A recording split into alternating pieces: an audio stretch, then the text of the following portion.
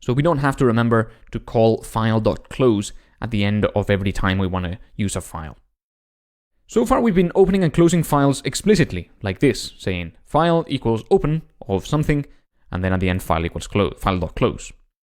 By the way, I'll just say I've copied the code we wrote in the last section, and I've created another file for it, just because I'm going to change it slightly, and I don't want us to lose any of the files here. These files, again, are all on the GitHub, so you can access them if you want, and the link to do that is at the start of this section, the first lecture. So we've been opening and closing files automatically like so, but Python actually has a piece of syntax which is extremely handy for these scenarios. And the scenario that this represents is a pretty general scenario in which we have to do some setup and some teardown. The setup is we have to open the file, and the teardown is that we have to close the file. A setup is just a keyword for something that happens at the start, and a teardown is a keyword or a concept for something that happens at the end. Another example would be opening a database connection at the start, and at the end, closing the database connection. So as you can see, opening and closing things, pretty popular thing, and this is a setup and teardown approach. The construct that we're going to learn about, this piece of syntax that Python offers, is called a with statement. You may have seen this around if you've looked at some Python code before, and they use the with keyword, and they're also known as context managers.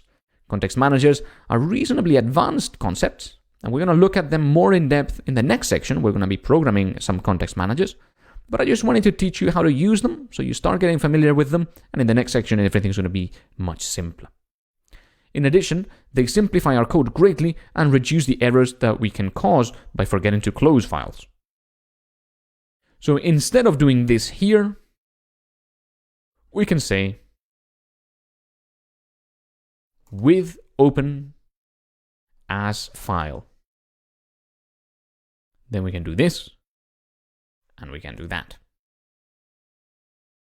That replaces our previous code. Now we do with, then we call the open function, and then we do as file, so that whatever the open function returns goes into this variable.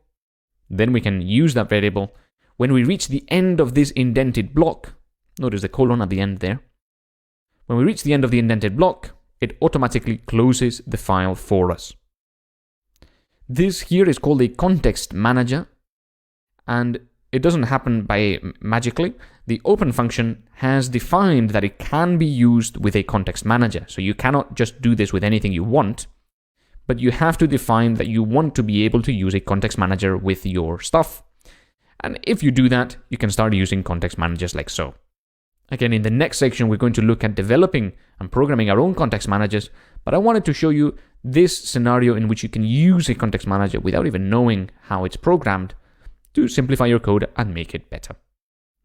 So again, this allows you to open the file at the start and automatically close it at the end.